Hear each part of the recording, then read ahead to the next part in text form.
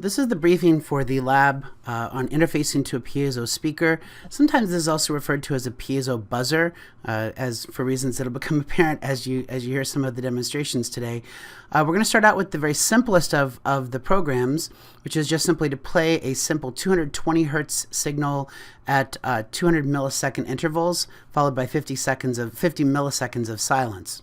Now, I don't really have a video of the setup because it's very simple. You just attach pin 9 to the positive terminal, you attach the negative terminal to ground, and there's really nothing to see. The circuit doesn't visually change, so I'll just be playing the sounds and you'll be able to hear them over the microphone. So I'm going to download this program, which is program 11A,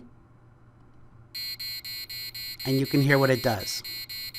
So this program plays a 220 hertz signal at 200 millisecond intervals followed by 50 milliseconds of silence. Now what you're going to be asked to modify this program to do is to play a chromatic scale. And without going into the details of exactly how you're going to do that, I'm sort of showing you here.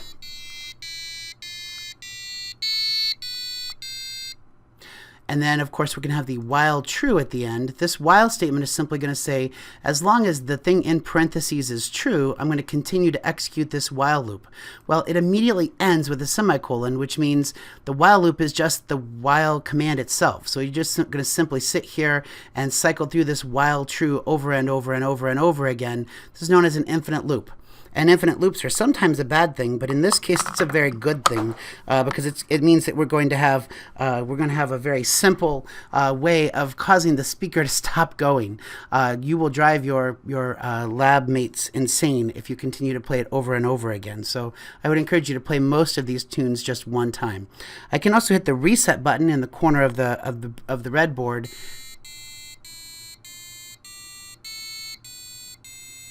If I want to hear the song played a second time. So I would encourage you to put this while true at the end of each of your programs. The next one up is going to play a different tune, one that you should probably be familiar with.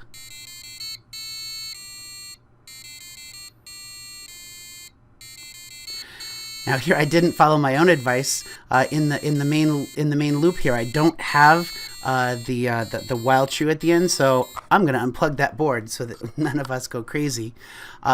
Notice that the way that this works is that it's going to have an array. So we have an array of notes, and then we have an array of beats. And beats is just the name of the array. This is the duration of each of the tones, where what 1 corresponds to, if I scroll up here, 1 corresponds to 150 milliseconds because tempo was set to 150. So we can adjust tempo and adjust the overall speed of the song, but each one of the notes is going to be played with a different duration. So here you can see that note gets 4 times as long. There's also the ability to put the word rest in amongst the notes. And rest is actually just going to play a 0 hertz tone. A 0 hertz tone is just complete silence, and so the rest will play for the duration that's indicated under beats. We also have a variable here called song length. In this case, that's 18, and 18 is the number of notes that are played, where a rest is considered to be a note. So you can see here there are 18 notes and rests that are part of this song. Now, we saw earlier when we talked about looping that the value of the real strength of an array comes when you combine it with a loop. So here we have a loop that's going to loop over the full length of the song, and then it's going to calculate the duration by multiplying the beats by the tempo, as I mentioned earlier. So beats of 1 would get 150 millisecond, beats of 4 would get 600 milliseconds. We're then going to play the tone, and that's exactly the way that we did it in the previous example. We're going to wait for the tone to finish, so duration here and duration here, and then we're going to just wait for an extra 15 milliseconds in between each note. That's just to ensure that the notes can be distinguished from each other. So that's the basic idea of how to write a program that will play this song. Let's look at a different program here. Now I'm gonna do it a little bit fancier. I'm gonna play Twinkle Twinkle Little Star, but inside of loop, you'll notice here this is the main loop. All it does is play Twinkle Twinkle Little Star one time and then stop. So let's see, what does Twinkle Twinkle do? Well, Twinkle Twinkle is just going to define song length and the notes and the beats, and then it's going to call this other function called play song. and then play song is down here, and that contains that loop that we saw in the previous example. So all I really did here was to break the task into smaller pieces. So where loop is going to call twinkle twinkle, twinkle twinkle is going to define some variables, and then it's going to call play song, and then play song is going to create a loop in which tone is going to be called. So you have a function calling a function, calling a function, calling a function. This sort of hierarchical design really makes our lives a lot easier. For one thing, notice that play song doesn't talk about any particular song. It just takes in whatever it gets in terms of the length, the notes, and the beats, and it plays it.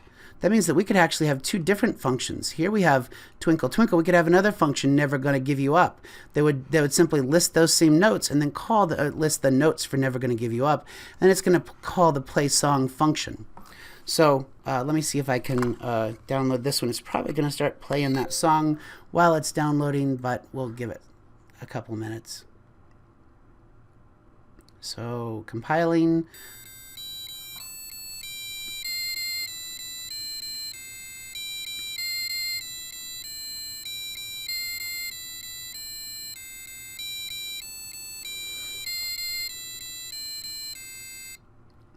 So not bad. We can see that Twinkle Twinkle did correctly get called. It did correctly identify the characteristics of the song.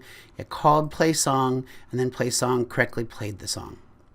Now the last thing that we're going to do here, we're going to have a bigger function, a bigger program that's going to do several things. But we're going to now again use the serial monitor. You'll remember that we used the serial monitor when we worked with the DC motor last time. Now we're going to have 4 songs that you can choose from. Now if you don't like the last 2, or if you really don't like Never Gonna Give You Up, you can replace them. I'd like to see you have 3 or 4 songs on your list. But I've given you in the lab handout the code necessary to do these 4 songs. So what you'll see here is that setup, which only runs one time, is going to initialize the serial connection, and it's going to print this message to the screen. And so it's going to give you the menu only the first time. Then inside of loop, which is going to run over and over and over again, we're going to say, oh, if there's data available from the serial port, which means that somebody has hit enter on the keyboard, then I'm going to parse that number into an integer. I'm going to constrain it to be between the numbers 1 and 4. So if it's lower than 1, it'll be assigned to 1. If it's higher than 4, it'll be assigned to 4. I'm going to say which song am I playing back, so I'll echo that back to the user. And then if song number is equal to 1, I'm going to play Never Gonna Give You Up. If song number is equal to 2, I play Twinkle Twinkle. If song number is 3, I play Clair de Lune. And if song number is 4, I play the Star Wars theme song. So here you can see, here's the function that defines Never Gonna Give You Up, and then it calls play song. Here's the function that defines Clair de Lune and then calls play song. Here's the function that defines Twinkle Twinkle, and then it calls play song. And then here's the function that defines the Star Wars theme, and then it calls play song. And then play song is just exactly as it was in the previous example. One thing to observe here is that the Star Wars theme song part of the way through has a F sharp. Has an F sharp. And so you're going to need to include that as one of the definitions as is described in the lab handout. So let's see what happens when I run this program. So it's compiling, and now it's uploading, and now it has uploaded and nothing's happening because I need to open up the serial monitor. When I open up the serial monitor, I get the please pick a song. I'm going to go ahead and type in number 3 because we haven't heard that one yet. So here's number 3.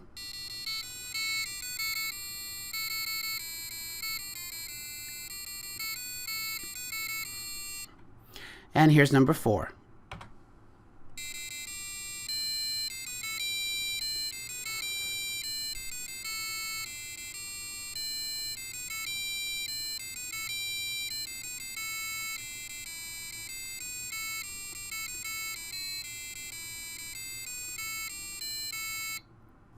Just to confirm that they still work, here's song number 1.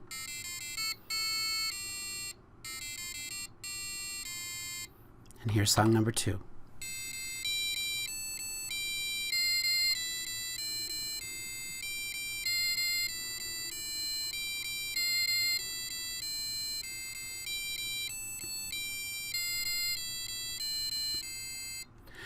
So really, with just 2 wires, a small piezo speaker, and a little bit of programming, we can now add music and notes and alert sounds and all kinds of different things to our programs.